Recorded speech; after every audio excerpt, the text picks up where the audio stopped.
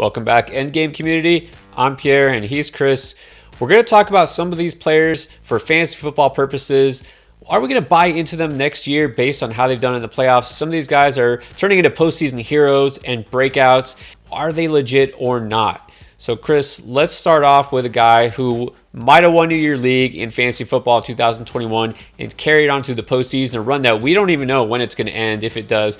Joe Burrow of the Bengals. Now, a lot of people thought maybe a little bit overblown, coming out of college, that he wasn't necessarily going to live up to the billing. We've seen so many quarterbacks bust after going number one overall. It looks like he could be legit, but are you buying into it, or do you think this is just a strong late run? I'm buying into it as far as Joe Burrow being a QB1 in fantasy. I wouldn't draft him as, one of the elite top 5 quarterbacks, but if I could get him in the later rounds as my QB1, I would definitely be okay with that, because I think what we've seen in the down the stretch in the regular season and through the playoffs here so far is the Bengals have realized that they need to be a pass heavy team if they're going to compete. And if that continues into next season, which after what's happened this year, why wouldn't it? Then that's great for Joe Burrow's value. So definitely a guy I would be buying into next year, like I said, as my QB1. If I waited on QB, not going to draft him as an elite QB, but I think he's a fine starting QB in the later rounds.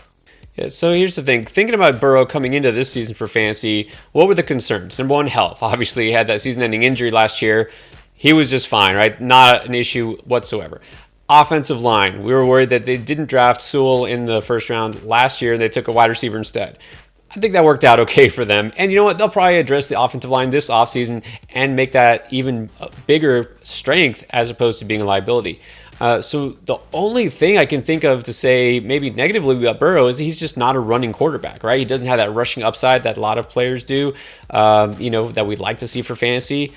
That doesn't really matter. Again, you're not taking him as a top 5 quarterback for fantasy. You don't have to pull the trigger early. If you're doing the late round quarterback thing, just like I grabbed Matthew Stafford all over the place this year, I kind of view Joe Burrow as that next year. So again, like you said, I'm not going to go crazy and draft him as a top 5 quarterback. Maybe top 10, but he's the perfect, to me, late round quarterback. Let's go a little deeper here. A team that sadly saw their postseason run end short of a Super Bowl. That's the Buffalo Bills. We got a couple of players to talk about there. Let's start with the obvious one. That's Gabriel Davis. I mean, what can you say? It's a historic game. 201 yards and 4 touchdowns against Kansas City. I think it's safe to say that we have to read something into that. But Chris, how much are you reading into that? Because you can't just ignore that. But at the same time, you really think he can take over the lead role from a guy like Stephon Diggs?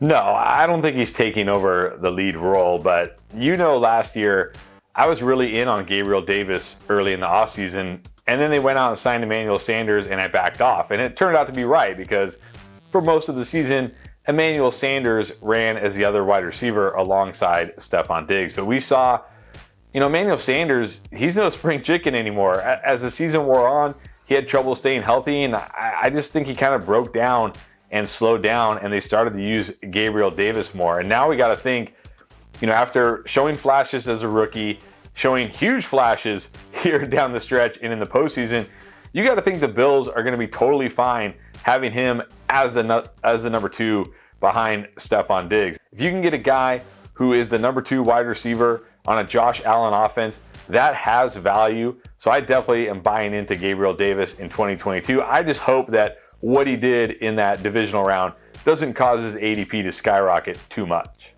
That's exactly it. You hate when somebody has such a huge game so late in the season that people will overreact. So that's the thing is, yeah, I could see him being a fantasy wide receiver too, but I think some people will get overzealous and think that he's going to all of a sudden morph into a top 10 guy, just, go crazy, and that he might get drafted too early. So it always has to be the right value.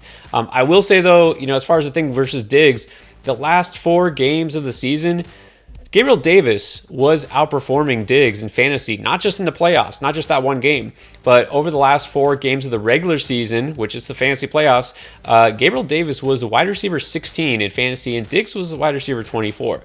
So it could be that this offense is shifting a little bit. With that said, also let's talk about something else that changed for Buffalo really in a significant way is Devin Singletary all of a sudden becoming a workhorse back. I can guarantee that neither one of us saw this coming.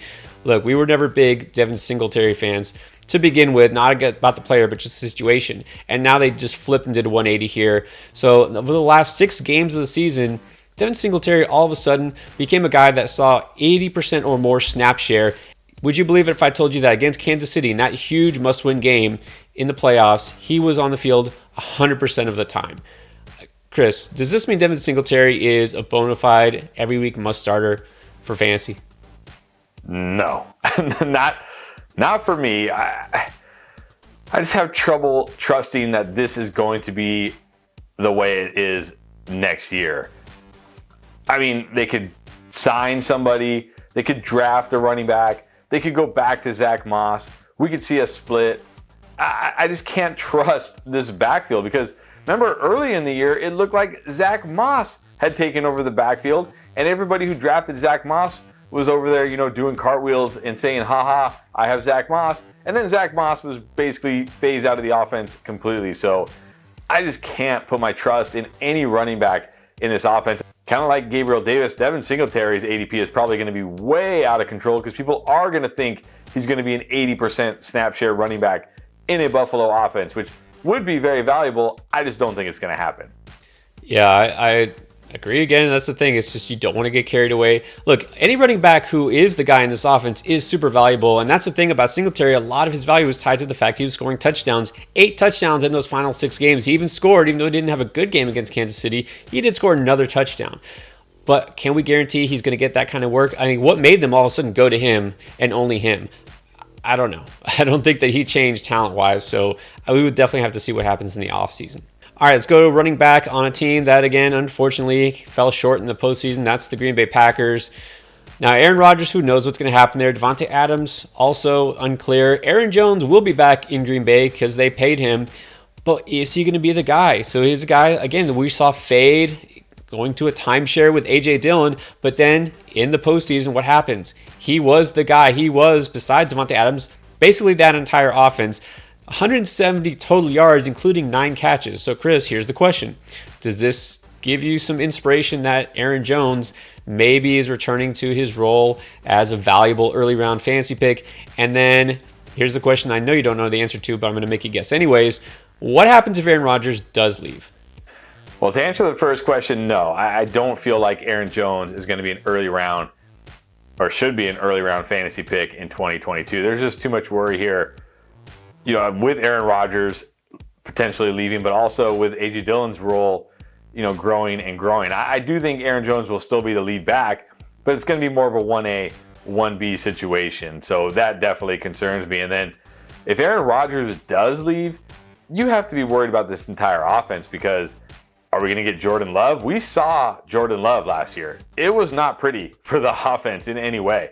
Now, maybe he can improve with an entire offseason to get ready, but still, how much improvement is it going to be? It's going to be a huge decrease from Aaron Rodgers. Maybe they sign a veteran or something, I don't know, but if Aaron Rodgers leaves, I think you have to downgrade the entire offense, including Devontae Adams, but certainly Aaron Jones. So Jones, not a guy I would be targeting in the early rounds, either way, going into 2022. Yeah, I would say I'm definitely not buying into this because we had seen Jones, fantasy-wise at least, trending downward throughout the season, especially late in the season. So just the fact that, for whatever reason, Rodgers decided to kind of narrow his focus and only throw to Adams and Jones, I don't think that means much for him value-wise. And if Aaron Rodgers leaves, like you said, that's not going to help anything. It's not going to help anybody in Green Bay. So don't get carried away. And then a name we did not expect to be talking about this postseason because we didn't talk about him all season because he barely played. Jerick McKinnon of the Chiefs. That's right, not Clyde Edwards-Helaire, and then Darrell Williams being hurt. So the Chiefs running back so far in the postseason, just still going, is Jerick McKinnon. That's right, I remember talking about Jerick McKinnon, how was that, 4 or 5 years ago as a breakout candidate. Chris, are we going back there again? I'm not. I love Jerick McKinnon. I think he's an awesome player. He's super explosive. He can do so much when he's got the ball in his hands, but I'm not banking on a guy who, he's been on the team the whole year, right? They brought him in the offseason. There was a lot of people who thought Jerick McKinnon was the guy that was a running back to draft in the Kansas City backfield. So, he's been there the whole time. It took, basically Clyde Edwards-Helaire getting hurt and Darrell Williams kind of getting hurt for him to really have a role. So I love that it's happening for Jerick McKinnon. I hope, he can get a Super Bowl. I think that would be great for him. But as far as 2022, no, I'm not buying into Jerick McKinnon. No, fool me once, shame on you. Fool me twice, and yeah. So no, not getting fooled again by Jerick McKinnon. To me, this just reinforces the fact that Clyde Edwards-Helaire will still never be a fantasy stud. Stop drafting him to be a starter. If you want to take him as your third running back, fine, but that's it. All right, guys, that does it. These are some postseason breakouts. We're going to try to help you value for next year. We're still here getting you ready for 2022 fantasy drafts. We're here all off season to help you prepare to win. All right, thanks for watching.